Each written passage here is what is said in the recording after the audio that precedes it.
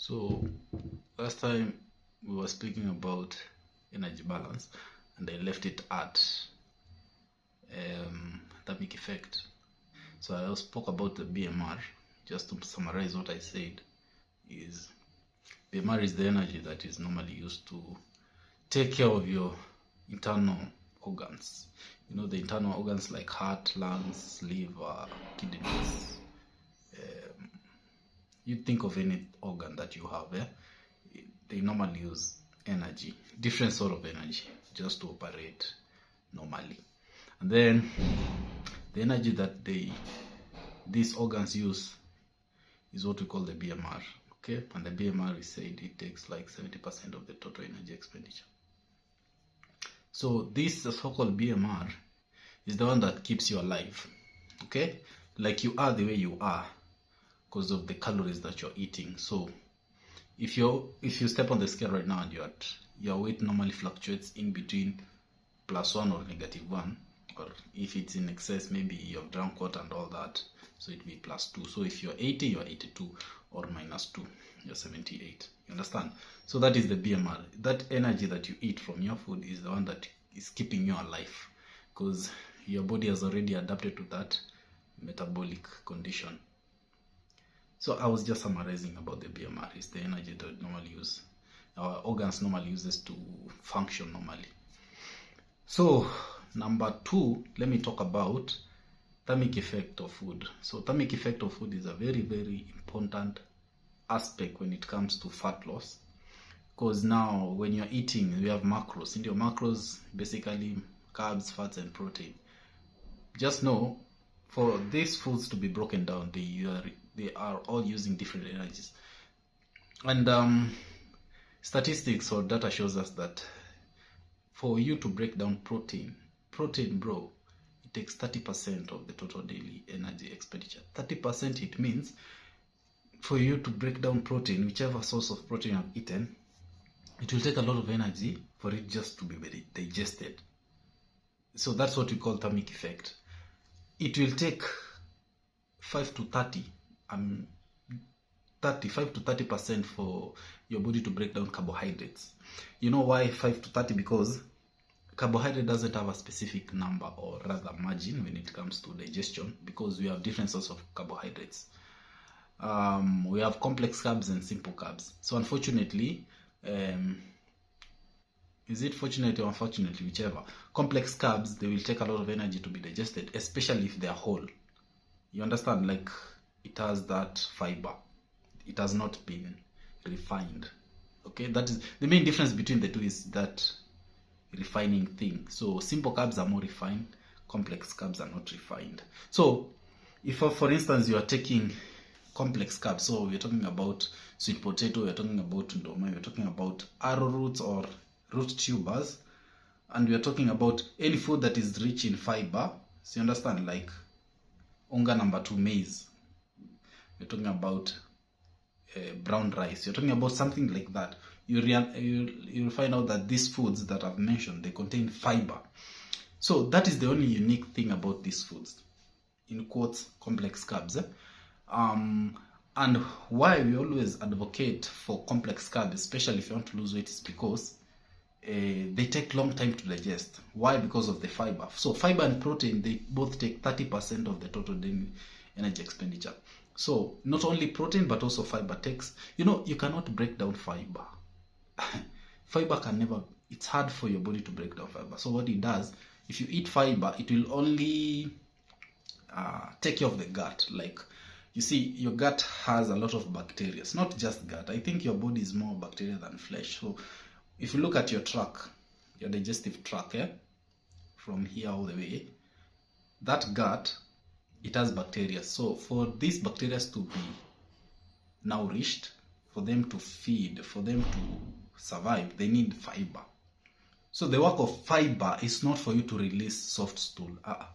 That is by the way, it's like a bonus, or rather a byproduct, or I don't know what word to use, but when you're eating fiber, its work is just to nourish, or rather to take care of the gut. Okay, that is the main work of fiber. And now, since your fiber has to feed, your bacteria has to feed on this fiber, for them to function inside our system, because you have already eaten them, they need a lot of energy to be broken down.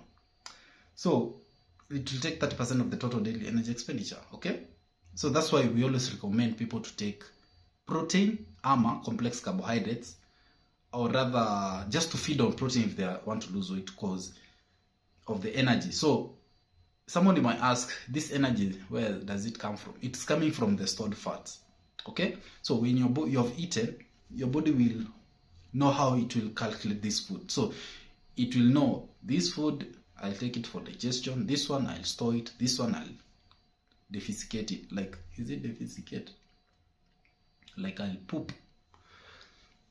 Anyway, so about fat takes 0 to 3% because most of this fat is normally used for digestion, for metabolism, for just doing normal activity, because our body needs these fats for energy. You understand? You're also taking fats in order for you to ease up digestion. There are some foods that they need to be fried for them to be digested properly. Like, if you eat them raw, or if you don't take your time to cook them, your body will take a lot of time for it to be broken down. Yes, like for instance, you can't take raw meat. Understand? You have to cook it. And there are some, the way I've said, there are some foods that they will need this extra oil for it to be quickly broken down, or rather to ease up digestion. Another thing, so fat, besides it being used for energy purposes, you also use it for digestion, among other things that our body uses fat for. So for the carbs, now for the normal carbs, like simple carbs and the likes, sugar, to come out, your body will take like 5 to 8%, because the digestion of carbohydrates is quickly. That's why it starts from the mouth. You understand? So the moment you bite a carbohydrate like this, it will immediately be broken down, depending on the source of carbohydrates. And do you know why I brought this topic? Because people, maybe they always tend to assume that you can just eat anything and just lose weight. Okay, yes, you can, as long as you're on a deficit. But now, let me take two people. Somebody is eating food 200 calories, 2000 calories, but it's rich in carbohydrates. You know, there are such people. And this other one is eating 2000 calories, rich in protein. So they are both at 2000 calories, which is a good thing. So they are both maybe on a deficit. Just, we are throwing numbers. We are trying to be hypothetical. So apparently, this person who is eating protein will burn a lot of fats, or rather will lose weight quickly compared to this other person. This other person will also lose weight, but he or she will take a lot of time for him to accomplish that goal. Whereas this other person will quickly lose, or rather achieve his or her goal because of the food that is eating. Okay, so if this food is rich in protein, remember the energy that is used to break down protein, it will be a lot. So your body will have to tap into the fat cells for it to do what? For it just to break down protein. Same applies to carbs, but now the energy that is used to break down carbs, if it's not fiber, it will be less. So speaking of fiber, we also have fibrous carbohydrates like fruits and vegetables. Same work. So as long as it's fibrous, its work is to take care of the bacteria. So that's why we also advise people to eat vegetables in plenty and fruits. But fruits, I told you the cons of fruits. If you eat a lot of fruits, you'll be addicted to sugar. And if you get addicted to sugar, you'll be overfeeding. So try to maximize on vegetable index and minimize on fruit index. Whichever nutrients that you're trying to seek from fruits, you'll still find them from vegetables and other sources like eggs. You know, eggs contain a lot of vitamins and a lot of other essential nutrients. So that is what we call thermic effect of food. So when you're eating, just remember calories do matter. It depends on the source of calories you're eating.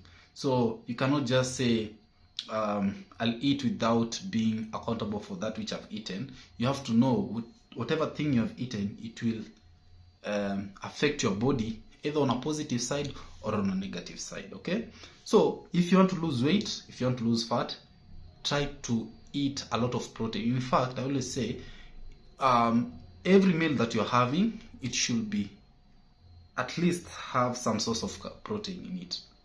And when I say about protein, remember I said it's not plant-based but animal-based. If you're a vegetarian, again, seek for those protein that are rich in quality protein. I don't know which ones, but you are good in that field. So I'm not so good in vegetarians. Like, I'm talking about carnivores. What else do you want to add on this topic? I just wanted to exhaust on thermic effect of food so that you understand the concept of fat loss. What else? Okay, yeah. I think I've exhausted on the major things that you want to understand about thermic effect of food.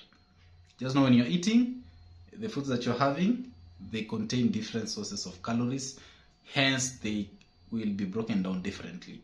So digestions, you have eaten rice with beef, with the vegetables, that process of digestion will be so different, courtesy of this energy balance. Okay, so I'll talk about other activities like NEAT and EAT. This is an abbreviation. NEAT means non-exercise activity thermogenesis, and EAT, it is now exercise activity thermogenesis, and how they affect you, the so-called fats.